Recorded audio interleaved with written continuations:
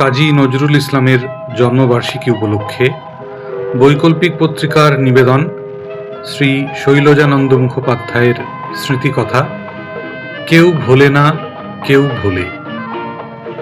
এই শ্রুতিগ্রন্থটি পাঠ করেছেন বৈকল্পিক পত্রিকার যুগ্ম সম্পাদক দেবাঞ্জনা দাস।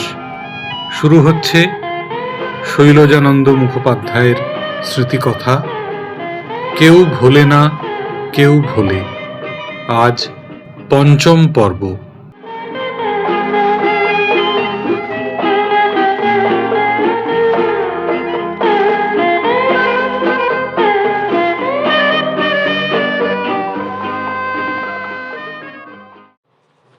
পৃষ্ঠা 116, 7। রবিবার বিকেল। বাড়ি থেকে বেরুবো করছি, এমন সময় একজন ভদ্রলোক এসে দাঁড়ালেন। চেনা চেনা মুখ, অথচ ঠিক চিনতে পারছি না। তুমি শৈল? বলেই তিনি সোজা ঘরের ভেতর ঢুকে পড়লেন।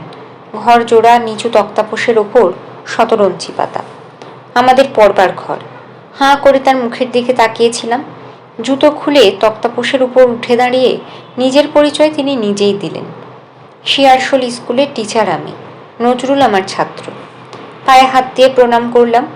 দেয়ালে ঠেস দিয়ে ভালো করে চেপে বসলেন তিনি। বিপদে পড়লাম। নজরুল ওদিকে আমার জন্য অপেক্ষা করছে। মাস্টারমশাই বললেন, দেখি কি লিখেছ তুমি? সর্বনাশ, কে বললে আপনাকে? পৃষ্ঠা 117। নজরুল বললে, তুমি নাকি খুব ভালো পদ্য লিখতে পারো। বললাম, ভুল বলেছে, নজরুল আমার চেয়ে অনেক ভালো কবিতা লেখে। ভদ্রলোক কিছুতেই বিশ্বাস করেন না। খালি খালি বলতে থাকেন, বাংলায় ভালো এসে টেসে লেখে শুনেছি, আমি তো বাংলা পড়াই না। তবে তোমার কথা শুনলাম আমি নজরুলের কাছে, চণ্ডীর কাছে। কই দেখি, নিয়ে এসো তোমার খাতাটা। খুব মুশকিলে পড়ে গেলাম। কবিতা লেখা, গল্প লেখা এ বাড়িতে অমার্জনীয় অপরাধ। খাতাটা আমি লুকিয়ে রাখি অন্য ঘরে। এনে যদি দিই, এক্ষুনি উনি জোরে জোরে পড়তে আরম্ভ করবেন।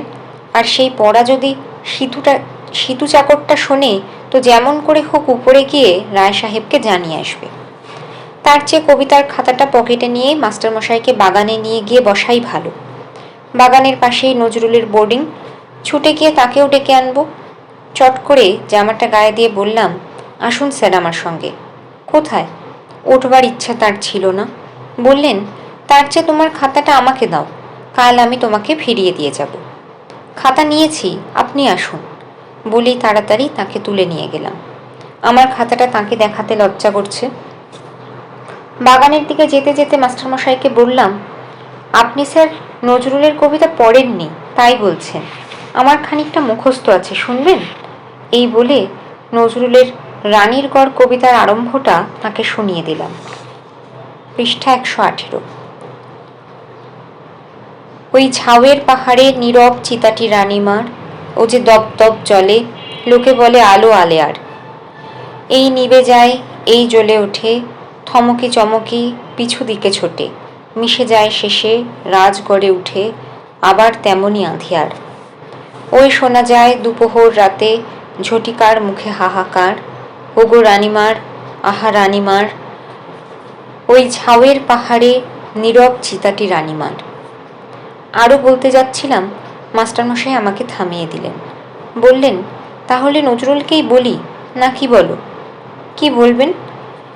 এতক্ষণ পরে তিনি তার মনের কথা খুলে বললেন। বললেন, শিয়ারশোল স্কুলের একজন পুরনো টিচার এখানকার কাজ ছেড়ে দিয়ে অন্য কোথায় যেন চলে যাবেন। তার জন্য ছাত্রদের তরফ থেকে দুঃখ টুক্ষ জানিয়ে বেশ ভালো করে একটি পদ্য লিখে দিতে হবে। সেই পদ্যটি তাঁরা ছাপবেন। তারপর একটি বিদায় সভা আহ্বান করে তাঁর গলায় ফুলের মালা দিয়ে সেই ছাপা পদ্যটি তাঁর হাতে দেবেন, এই তাঁরা স্থির করেছেন। বললাম, তাহলে তো আপনাদের উচিত নজরুলকে দিয়ে লিখিয়ে নেওয়া। নজরুল শিয়ারশোল স্কুলের ছাত্র, আর আমি রানীগঞ্জে। বলতে বলতেই দেখা গেল বাগানের পথ ধরে নজরুল আমাদের দিকেই আসছে হাসতে হাসতে। বললাম, বেশ মজা তো, মাস্টারমশাইকে আমার কাছে পাঠিয়ে দিয়েছ? নজরুল তখনও হাসছে। পৃষ্ঠা 119। বললাম, তোমাদের টিচারের বিদায় অভিনন্দন আমি কেন লিখব? তুমি লিখবে। কবিতা লিখতে পারে না বলে প্রথমে সে এড়িয়ে যেতে চেয়েছিল। শেষ পর্যন্ত আমিই তাকে রাজি করালাম। মাস্টারমশাইয়ের উপর রইল আদায় করবার ভার। ফুটনোট: এই কবিতাটি নজরুল লিখেছিল, বিলি করবার জন্য একটি কাগজের এক পৃষ্ঠায় তা ছাপাও হয়েছিল জানি। তার কপি কিন্তু আমার কাছে নেই। যদি কারো কাছে থেকে থাকে তো তিনি দয়া করে আমার কাছে পাঠিয়ে দিতে পারেন। আমি বেঁচে গেলাম। আমার কবিতার খাতা আমার পকেটেই রয়ে গেল। মাস্টারমশাই চলে যেতেই নজরুল বললে, এ তুমি কি করলে বলো তো? কি করলাম? নজরুল বললে, এইবার লেখো বানিয়ে বানিয়ে যত সব মিথ্যে কথা। তা হোক, এ আর তোমার লিখতে কতক্ষণ? নজরুল বললে, না না, এইগুলো লিখতেই দেরি হয়। তাছাড়া আমি এখন অন্য কথা ভাবছি। ফার্স্ট ক্লাসে উঠেছি আমরা, হাতেই কোয়ার্টারলি পরীক্ষা। ভাবলাম বুঝি পরীক্ষার পড়ার কথা বলছে। বললাম, তুমি তো ভালো ছেলে, তোমার পরীক্ষার জন্য ভাবনা কিসের? নজরুল বললে, না, পরীক্ষার ভাবনা নয়, চলো একটা মজা দেখিয়ে আনি তোমাকে। এই বলে সে আমাকে টেনে নিয়ে চলল রাস্তা দিয়ে। পথের ধারে দাঁড়িয়েছিল বংশী আর দ্বারকা, রানীগঞ্জ স্কুলের ছাত্র। নজরুলকে খুব ভালো করেই চেনে। ধরে বসলো, চা খেয়ে যাও। বসতে হলো তাদের বাইরের ঘরে। পৃষ্ঠা 120। বংশী বলছে চা খাও, আর দ্বারকা বলছে একটি গান গাও। নজরুল উসখুস করছে, দেয়ালের বড় ঘড়িটার দিকে তাকাচ্ছে আর আমাকে চিমটি কাটছে। বংশী বাড়ির ভেতরে গেল চা আনতে, আর দ্বারকা হারমোনিয়াম আনবার জন্য প্রস্তুত। দ্বারকা আমাদের চেয়ে বয়সে ছোট, পরেও 2 ক্লাস নিচে। তবু সে আমাদের অনেক দিনের বন্ধু। বন্ধু হলেও তাকে তিরস্কার করতে আটকায় না। ধমক দিতেই সে চুপ করে বসল। চা আনতে দেরি হলো না বংশীর।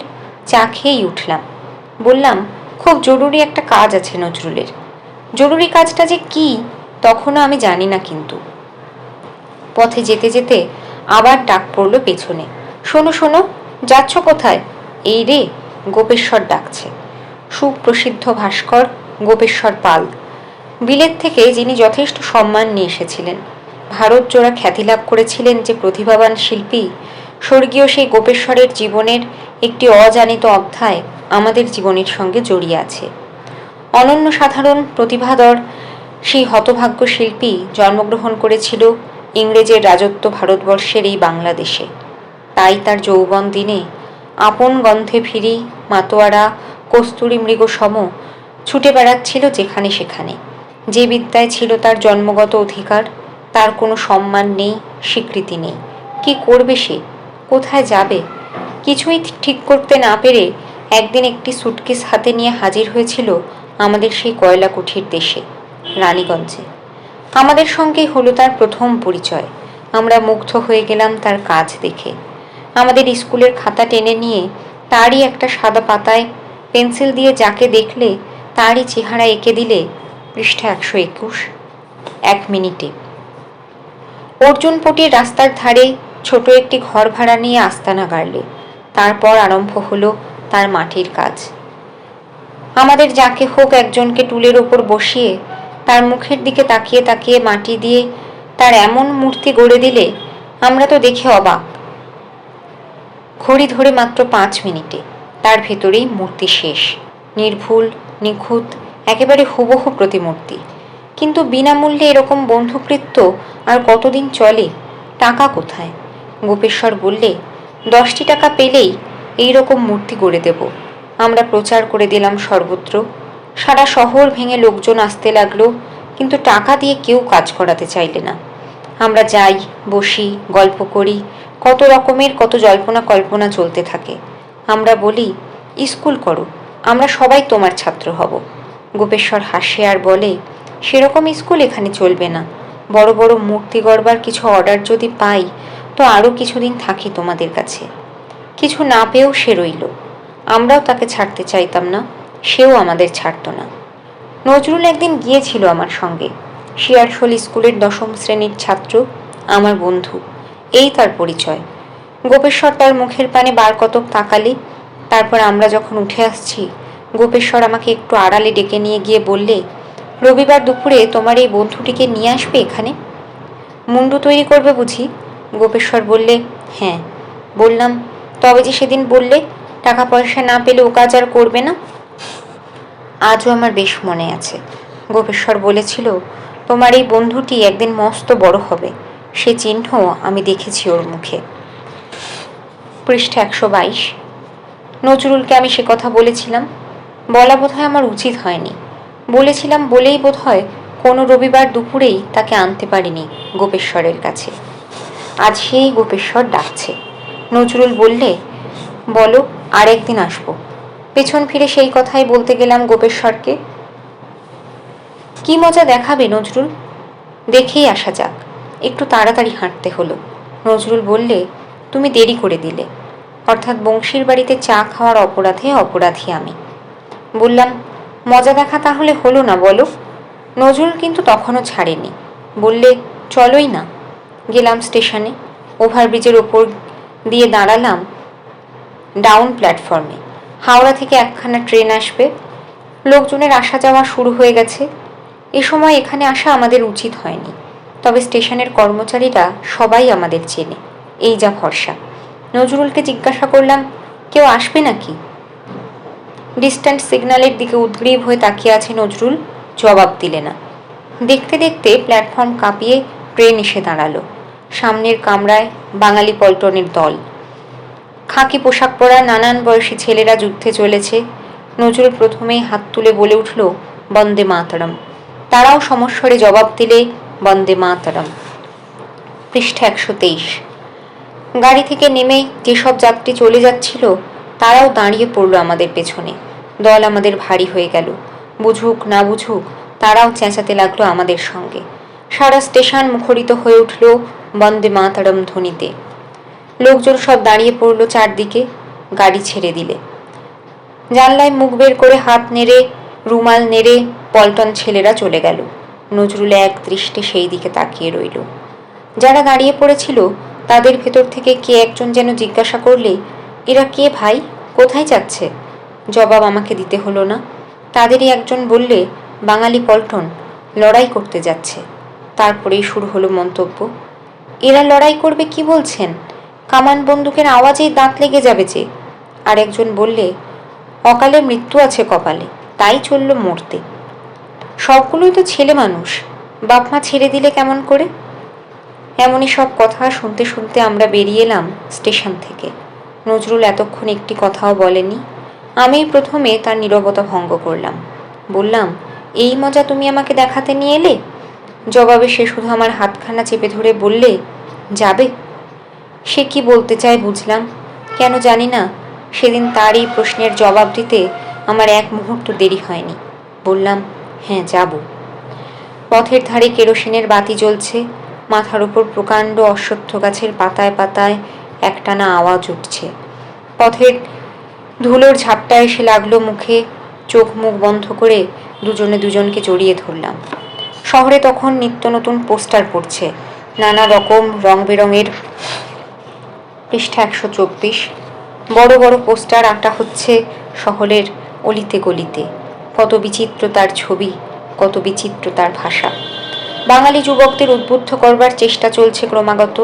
কে বলে বাঙালি যোদ্ধা নয়, কে বলে বাঙালি ভীতু। জাতির এই কলঙ্ক মোচন করা একান্ত কর্তব্য, আর তা পারে একমাত্র বাংলার যুব শক্তি। ঝাঁপিয়ে পড়ো সিংহ বিক্রমে, বাঙালি পল্টনে যোগ দাও। ইংরেজ যুদ্ধ করছে জার্মানির সঙ্গে, আমরা তখন এইটুকু মাত্র জানি। ইংরেজের প্রতি আমরা কেউ প্রসন্ন নই। তার উপর রাজার প্রতি ভক্তি যেটুকু থাকা প্রয়োজন তাও নেই। তবু আমরা ইংরেজের হয়ে তার শত্রু জার্মানির বিরুদ্ধে লড়াই করবার জন্য কেন যাচ্ছি জিজ্ঞাসা করলাম নজরুলকে। নজরুল বললে, যুদ্ধ একটা বিদ্যা, তা জানো? বললাম, জানি। সেই বিদ্যাটা আমরা শিখে নেব। বললাম, শেখা শেষ হলেই তো দেবে ঠেলে। দিক না, তখন জার্মানির একটি গুলি, ব্যাস সেইখানেই খতম। মরে যাব? বেশ তো, যুদ্ধ করতে করতে মরে যাওয়া ভারী মজা। মারতে মারতে মরব। নজরুলের সে কি উল্লাস! কিন্তু সত্যি বলতে কি, যতই ভাবছি আমার কেমন যেন মনে হচ্ছে। নজরুল মারতে পারবে কিনা জানি না, কিন্তু আমি জানি আমি পারবো না। হাতে বন্দুক আছে বলেই জলজ্যান্ত একটা মানুষকে শত্রু কল্পনা করে নিয়ে মেরে ফেলবো, সেটা বোধহয় আমার দ্বারা হয়ে উঠবে না। নজরুল বললে, তোমার দ্বারা না হলেও তার দ্বারা হবে। সে মেরে দেবে তোমাকে। আত্মরক্ষা করবার জন্য মারতে হয়, নইলে নিজে মরবে। পৃষ্ঠা 125। সে কথা আমি কিন্তু ভেবে দেখিনি। নজরুল, যুদ্ধবিদ্যা শিখে এসে ভারতবর্ষে এক বিরাট সৈন্যবাহিনী গঠন করে দেশ থেকে ইংরেজ তাড়াবে। তার এই গোপন মতলবের কথা আমাকে সে বলেছিল একদিন। আমার কিন্তু কোনো মতলব ছিল না।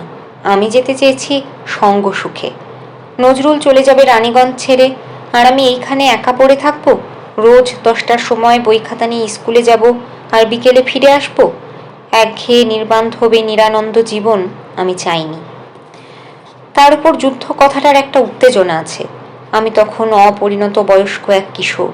সে উত্তেজনা, সে উন্মাদনার হাত থেকে নিস্তার পেলাম না। নজরুলের সঙ্গে নিভৃতে বসে পরামর্শ করলাম কেমন করে যেতে হবে। ছিনু চলে গেছে তার দেশের বাড়িতে বিয়ে শাদী করতে। নইলে নজরুলের বোর্ডিংয়ের খাটে বসে এই নিয়ে জল্পনা কল্পনা সম্ভব হতো না। তাও বেশিরভাগ দিন আমরা চলে যেতাম খ্রিস্টানদের কবরখানায়। শহরের এত কাছে এমন নির্জন জায়গা সচরাচর পাওয়া যায় না। বাঙালি পল্টনের পোস্টারের নিচে ছাপা থাকত মহকুমার সাব ডিভিশনাল অফিসারের ব্র্যাকেটে এসডিওর সঙ্গে যোগাযোগ করুন। রানীগঞ্জের মহকুমা শহর আসানসোল, বেশি দূরে নয়, যাওয়াও সহজ। স্টেশনে গিয়ে ট্রেনে চড়ে বসলেই হলো। টিকিটের দাম তখন কত ছিল আজ আর ঠিক মনে নেই। শুধু মনে আছে এসডিও যিনি ছিলেন তিনি সাহেব, খাস বিলেত থেকে সবে এসেছেন বাংলাদেশে আইসিএস পাশ করে। তারই সঙ্গে দেখা করতে হবে। পৃষ্ঠা 126। সবচেয়ে বড় সমস্যা হলো তার ইংরেজি যদি আমরা বুঝতে না পারি তাহলে কি হবে। তবে ভরসা এই যে পুরো 2 বছর ধরে আমাদের রানীগঞ্জ স্কুলে প্রতি শনিবার খাস বিলেতি এক পাদ্রী সাহেব আমাদের বাইবেল পড়াচ্ছেন। তার সঙ্গে ইংরেজিতে কথা বলে বলে আর ইংরেজি নভেল পড়ে পড়ে ইংরেজি খানিকটা রপ্ত করে ফেলেছি। নজরুল বললে, চলো তো যাই আসানসোলে, দেখা করি সাহেবের সঙ্গে, তারপর যা হয় হবে। হাতে কোয়ার্টারলি পরীক্ষা। বললাম, পরীক্ষার কি হবে? নজরুল তখন মরিয়া হয়ে উঠেছে। বলে, রেখে দাও তোমার পরীক্ষা। কি হবে পরীক্ষা দিয়ে? আমি কিন্তু পরীক্ষা না দিয়ে কিছুতেই আসানসোলে যেতে চাইলাম না। কাজেই কয়েকটা দিন আমাদের দেরি হয়ে গেল। আমার মনের ভেতর তখন 2টো প্রশ্ন, কিছুতেই তার মীমাংসা করে উঠতে পারছি না। আমরা যুদ্ধে চলে যাচ্ছি, সে কথা যতীনকে আর দিদিকে জানাবো কিনা, এই গেল প্রথম প্রশ্ন। আর দ্বিতীয় প্রশ্ন হলো, এই সর্বনাশা সংবাদ আমি জানাবো কিনা আমার মাতামহীকে। অতি শৈশবে আমার মা মারা গেছে। তারপর থেকে তিনিই আমাকে মানুষ করে তুলেছেন। এই পৃথিবীতে আমি তার একমাত্র অবলম্বন। পল্লী গ্রামের অশিক্ষিতা মেয়ে, তার কাছে যুদ্ধে যাওয়া মানেই চিরজীবনের জন্য যাওয়া। যতীনকে বলতে পারি, দিদিকে বলতে পারি, কিন্তু তাকে আমি বলবো কেমন করে? রাত্রে ঘুম হলো না, পরীক্ষার ভাবনা তোলা রইল। এখন এই ভাবনাটাই সবচেয়ে বড় ভাবনা হয়ে উঠল। সকালে কোনোদিন বাড়ি থেকে বেরোই না। পরের দিন কিন্তু চা খেয়েই, পৃষ্ঠা 127, চুপি চুপি বেরিয়ে পড়লাম বাড়ি থেকে। সোজা চলে গেলাম নজরুলের বোর্ডিংয়ে। গিয়ে দেখি নজরুল তখনও তার বিছানায় শুয়ে। ঘুম ভেঙেছে অনেকক্ষণ আগে। হাত মুখ ধুয়ে এসে চা খেয়েছে একবার। আব্দুল বললে কাল অনেক রাত পর্যন্ত কি যেন লিখছিল, তাই বোধহয় ঘুম ভাঙেনি, আবার গড়িয়ে নিচ্ছে। মাথার বালিশটা বুকের নিচে জাপটে ধরে উপর হয়ে শুয়েছিল নজরুল। গায়ে হাত দিতেই চোখ চেয়ে আমাকে দেখেই লাফিয়ে উঠল। উঠে বসেই চেঁচাতে লাগলো, আব্দুল, আব্দুল, দে ভাই 2 পেয়ালা চা। ধেত্তেরি, ছিনু নেই, থাকলে এতক্ষণ 5 পেয়ালা খাইয়ে দিত। জিজ্ঞাসা করলাম, ছিনুর কথা ভাবছিলে বুঝি? নজরুল বললে, সে হতভাগা বোধহয় আর আসবে না, এলে দেখা হতো। তবে কার কথা ভাবছিলে? বুঝতে পারলে বোধহয়। কথাটা একটু জোরে জোরেই বলেছিলাম, কিংবা আব্দুল এসেছিল চা নিয়ে। নজরুল বললে, চা খাও। আব্দুল চলে যেতেই নজরুল বললে, আর দেরি কেন, চলো কালই যাই আসানসোল। বললাম, না, কাল থেকে পরীক্ষা আরম্ভ। নজরুল বললে, পরীক্ষা আর দিতে হয় না। কি হবে পরীক্ষা দিয়ে? আমি তো আজ স্কুলেই যাব না। পরীক্ষা না দিলে দাদামশাই জানতে পারবে। জানাজানি হয়ে গেলেই বিপদ, লুকিয়ে পালাতে হবে। বললাম, তুমি কি জানিয়ে যাবে তোমার বাড়িতে? পাগল হয়েছ? আমি আর বাড়িই যাব না। চুপি চুপি জিজ্ঞাসা করেছিলাম নজরুলকে, তোমার মন কেমন করছে না? পৃষ্ঠা 128। নজরুল বলেছিল, না, মন কেমন করবার মতো কেউ নেই আমার।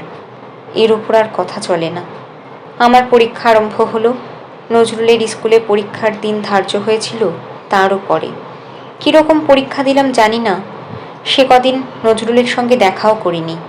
পরীক্ষা যেদিন শেষ হলো, স্কুল থেকে বাড়ি ফিরছি, দেখলাম নজরুল দাঁড়িয়ে আছে পথের ধারে। বললে, কাল আসানসোল যাব, বেলা 11টায় ট্রেন। কথা হলো নজরুল আসবে আমার কাছে, আমরা দুজনে একসঙ্গে বেরিয়ে যাব বাড়ি থেকে। পরিষ্কার জামা কাপড় পরে দুজনে গিয়ে তো নামলাম আসানসোল স্টেশনে। স্টেশন থেকে কোর্ট অনেক দূরে, আবার একটা ট্রেনে চড়ে যেতে হয়। আমাদের কিছুই জানা ছিল না। হাঁটতে হাঁটতে গিয়ে হাজির হলাম। দেখা করলাম এসডিও সাহেবের সঙ্গে। বললাম, আমরা যুদ্ধে যাব, বেঙ্গলি রেজিমেন্টে নাম লেখাতে চাই। এসডিও সাহেব ভারী খুশি। আমাদের দুজনের কাঁধে দুটো হাত রেখে নিয়ে গেলেন তাঁর বাংলোর ভিতর। খুব সমাদর করে বসালেন আমাদের। খুঁটিয়ে খুঁটিয়ে সব কথা জিজ্ঞাসা করতে লাগলেন। খুব ধীরে ধীরে স্পষ্ট পরিষ্কার করে ইংরেজি বললেন। বুঝতে এতটুকু কষ্ট হলো না। দুজনকে 2 গ্লাস লেমনেড খাওয়ালেন। আমরা বসে বসে লেমনেড খাচ্ছি। সাহেব আমাদের নাম ঠিকানা জিজ্ঞাসা করছেন, আর কি যেন লিখছেন। লেখা শেষ হলে বিলিতি বিস্কুটের বড় 2টি টিন আমাদের হাতে ধরিয়ে দিয়ে বললেন, এই বিস্কুট তোমরা পথে যেতে যেতে খাবে, খাবার সময় আমাকে মনে পড়বে। এই বলে হো হো করে হাসতে লাগলেন। তারপর পৃষ্ঠা 129 বললেন, এখান থেকে তোমরা বাড়ি যাবে, তারপর তোমাদের যেতে হবে কলকাতায়। আমি চিঠি লিখে দিচ্ছি, এই চিঠি নিয়ে যাবে তোমরা। সেখান থেকে তোমাদের নিয়ে যাওয়া হবে করাচিতে, চিঠিখানা টাইপ করতে হবে। এসো আমার সঙ্গে। আমাদের সঙ্গে নিয়ে তিনি এলেন আদালতে। সাহেব মাঝখানে, তার দুপাশে আমরা দুজন। পথের দুপাশে লোকজন সব দাঁড়িয়ে দাঁড়িয়ে দেখতে লাগলো। 2টি বাঙালি ছেলের হাত ধরে সাহেব চলেছেন হেঁটে। দেখবার মতো দৃশ্যই বটে। আদালতের সম্মুখে যখন এসেছি, একখানা মোটর এসে দাঁড়ালো আমাদের পাশে। তাকিয়ে দেখি মোটর থেকে নামছেন রায় সাহেব, আমার মাতামহ। যেখানে বাঘের ভয়, সেইখানেই সন্ধে হয়। যাকে না জানিয়ে পালিয়ে যেতে চাচ্ছি, তিনি একেবারে চোখের সম্মুখে। রায় সাহেব তখন অনারারি ম্যাজিস্ট্রেট। কে জানতো আজই তার এজলাসের দিন। এসডিও সাহেবের দিকে তাকিয়ে রায় সাহেব মনে হলো যেন আমাকে দেখেই চমকে উঠলেন। বললেন, গুড মর্নিং, বলেই আর অপেক্ষা না করে ভেতরে চলে গেলেন। আমি নজরুলের দিকে তাকালাম, নজরুল তাকালো আমার দিকে। কি যে হলো আমরাই বুঝলাম। এসডিও সাহেব কিছুই বুঝতে না পেরে বললেন, he is Mr Chatterjee, Rai Saheb, very very influential man of my sub division. Do you know him? আমার তখন গলাটা শুকিয়ে কাঠ হয়ে গেছে। বললাম, ইয়েস। নজরুলটা এসব ব্যাপারে একেবারে নাবালক। হঠাৎ বলে বসলো, হিজ গ্র্যান্ডফাদার। সাহেবের চক্ষু ছানা বড়া। আমার দিকে তাকিয়ে বলে উঠলেন, হোয়াট? পৃষ্ঠা 130-8। বলেছি তো, দ্বারকা ব্র্যাকেটে দ্বারকা আমাদের চেয়ে বয়সে ছোট হলে কি হবে, আমাদের ইয়ার বন্ধুর সামিল। বাপ ঠাকুরদার লোহালক্করের দোকান, আমাদের বাড়ির কাছেই বাড়ি, পরে আমাদের নিচের ক্লাসে, কিন্তু সমানে আড্ডা মারে আমাদের সঙ্গে। সাদা ধপধপ করছে গায়ের রং, সুন্দর চেহারা। হাসতে হাসতে আমার পাশে এসে বসে। চুপি চুপি বলে, চিঠি এসেছে। জিজ্ঞাসা করি হয়তো, কার চিঠি? এবার কানের কাছে মুখ নিয়ে এসে আরও চুপি চুপি বলে, বউয়ের। বণিক ব্যবসাদার মানুষ, বিয়ে ওদের একটু সকাল সকালই হয়। ওর বিয়েতে আমরা সবাই গিয়েছিলাম বরযাত্রী হয়ে। 12-13 বছরের দিব্যি ফুটফুটে সুন্দরী একটি বউ, মস্ত বড় লোকের মেয়ে। সেই বউ তার বাপের বাড়ি থেকে চিঠি লিখেছে। চিঠিখানি পড়ে বেশ ভালো করে তার একটি জবাব লিখে দিতে হবে। প্রথম প্রথম রাজি হয়নি লিখতে, ধমকে তাড়িয়ে দিয়েছি দ্বারকাকে। পৃষ্ঠা 131। কিন্তু তাড়ালেও যাবার ছেলে সে নয়। তাহলে দিলাম তোমার এই জামাটা ছিঁড়ে। জামা ছেঁড়া বন্ধ করে তো মোটা একখানা বই টেনে নিয়ে বলে, এই অ্যালজেব্রাটা নিয়ে গেলাম, কুয়োর ভেতর ফেলে দেব। তখন বাধ্য হয়ে বলতে হয়, দে, দেখি তোর বউয়ের চিঠি। দেখবার একটা লোভ হতো আছে, আমাদের বয়সী বা তখন কত। চিঠি দেখে নজরুলের হাসি আর থামে না কিছুতেই। বানান ভুলের ছড়াছড়ি আর উল্টো পাল্টা কথা। তুমি ভালো আছো? আমি কেমন আছি? দ্বারকা এবার রাগ করে। সত্যি রাগ তার করবারই কথা। বলে, হাসি থামাবে? তোমাদের বিয়ে হোক, তখন দেখব কেমন পণ্ডিত বউ হয়। চিঠি লিখবার কাগজ একখানি দ্বারকা সঙ্গে এনেছিল। রঙিন কাগজখানি দেখতে ভারী সুন্দর। বাঁদিকের কোণে একটি পাখির ছবি, পাখির ঠোঁটে একটি খাম, আর তার নিচে সোনালি অক্ষরে ছাপা 2 লাইন কবিতা। যাও পাখি বলো তারে, সে যেন ভোলে না মোরে। নজরুল বললে, এবার লেখো তুমি, আমি চললাম। বলেই সে আবার ফিরে দাঁড়ালো হাসতে হাসতে। হাত বাড়িয়ে বললে, দেখি দেখি চিঠির কাগজটা। দ্বারকা দেবে না, নজরুলও ছাড়বে না, দেখবেই। শেষ পর্যন্ত কাগজটা কেড়ে নিয়ে নজরুল পড়লে, যাও পাখি বলো তারে, সে যেন ভোলে না মোরে। এর নিচে লিখে দাও। চিঠিখানা লিখে দিচ্ছে শৈল, বলো না কাউকে যেন, এ দিব্যি রইল। পৃষ্ঠা 132। বলেই সে হাসতে হাসতে চলে গেল। দ্বারকা বললে, বাঁচা গেল, নাও এবার লেখো। লেখো বললেই লেখা যায় না। নববিবাহিতা স্ত্রীর কাছে লিখবে তার যুবক স্বামী, অথচ স্বামী কিছুই বলছে না। বলবে না জানি, কারণ এ আজ নতুন নয়। এই দুঃসাধ্য কর্ম এর আগেও আমাকে বার কতক করতে হয়েছে। হতভাগা কবে পর্যন্ত করবে না? তার হাতের লেখা নাকি তার বউয়ের চেয়েও খারাপ। বউ পড়তে পারবে না।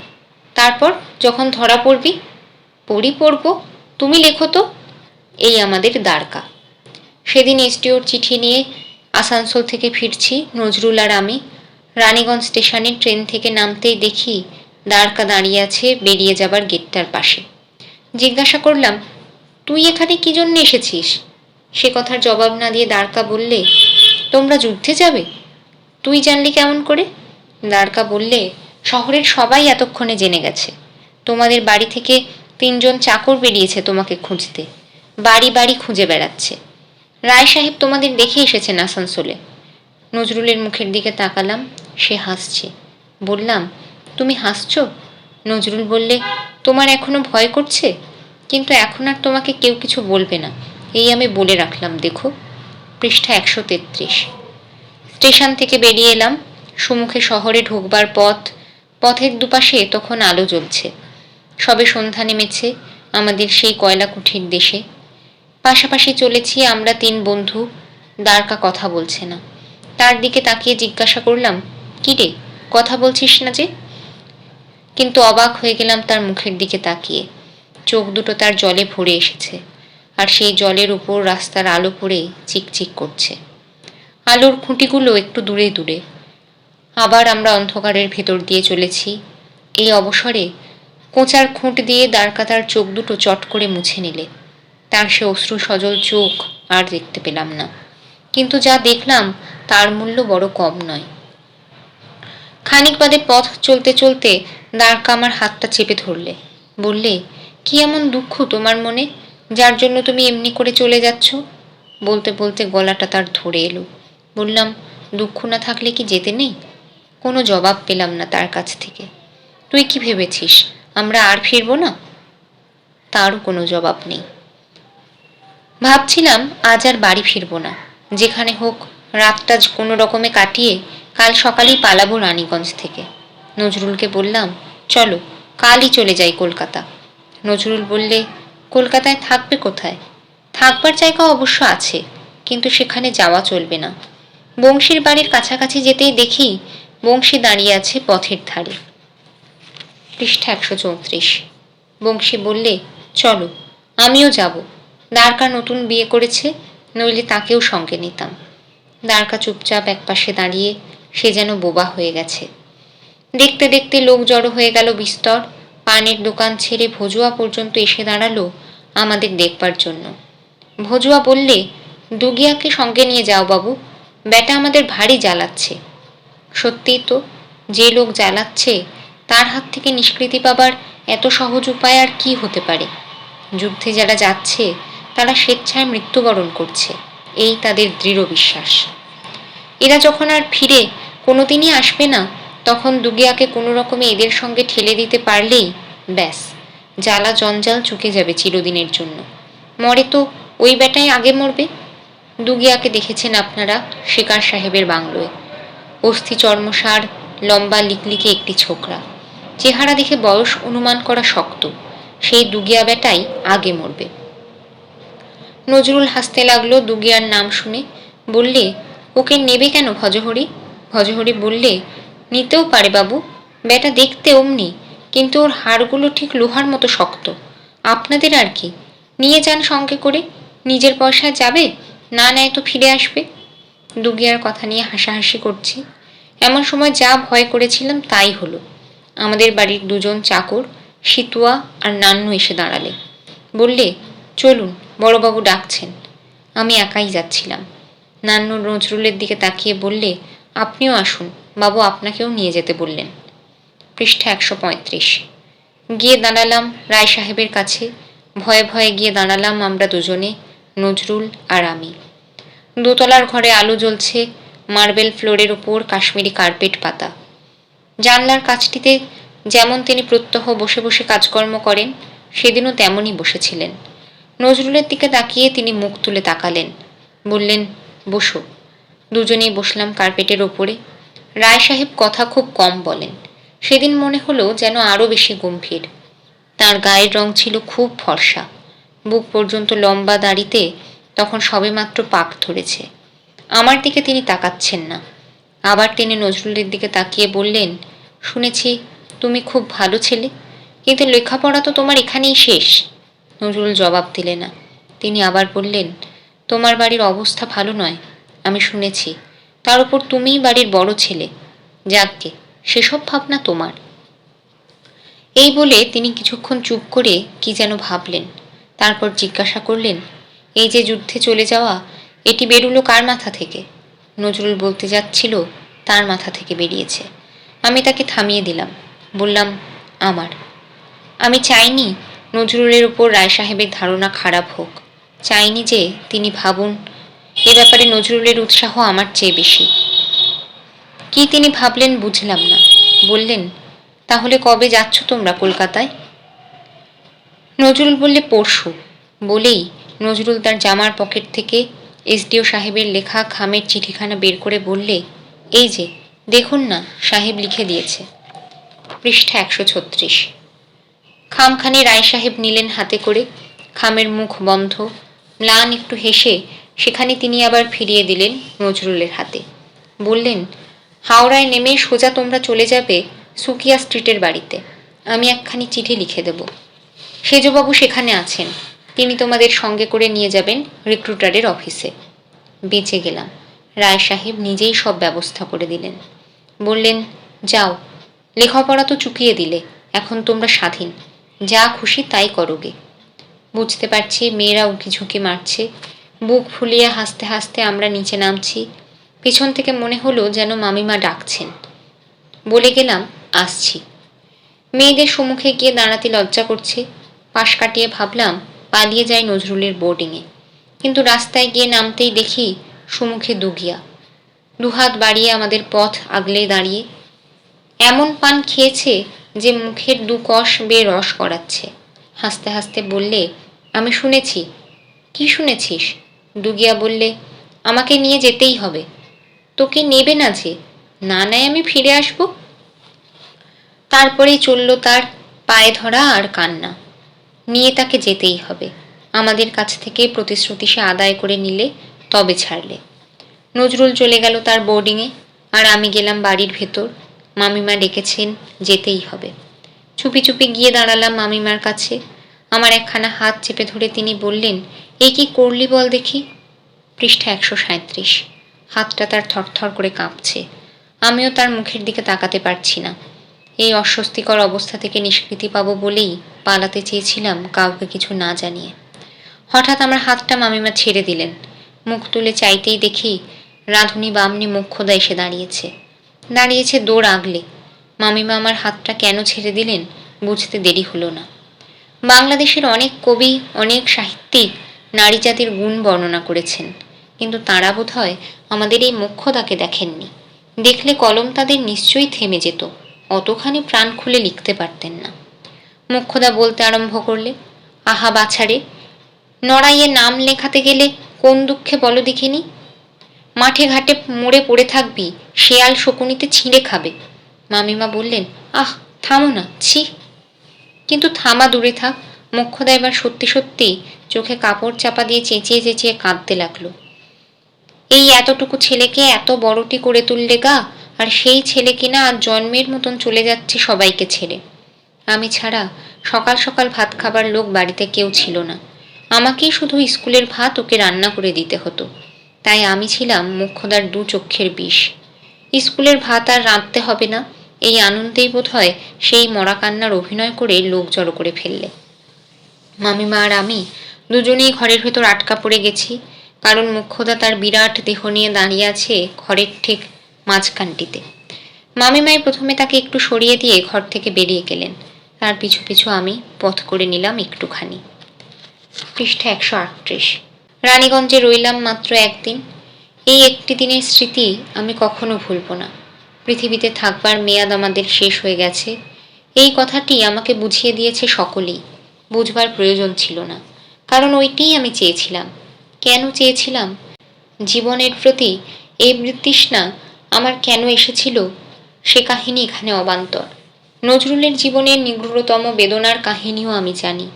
সেই বেদনার সঙ্গে মিশেছিল কৈশোরের দুর্দমনীয় অ্যাডভেঞ্চার প্রীতি। তাই সব কিছু হাসি মুখে পরিত্যাগ করে সেও ঝাঁপ দিয়েছিল এই মারণ যজ্ঞে। আমাদের দুজনের প্রীতির বন্ধন নিবিড়তর হয়েছিল বুঝি সেই কারণে। এই সহানুভূতির জন্যই বোধ করি 1 আর 1-এর যোগফল 2 না হয়ে হয়েছিল 1। আমার পাতানো দিদি আর যতীন, নজরুলের ছিনু আর আমার দ্বারকা।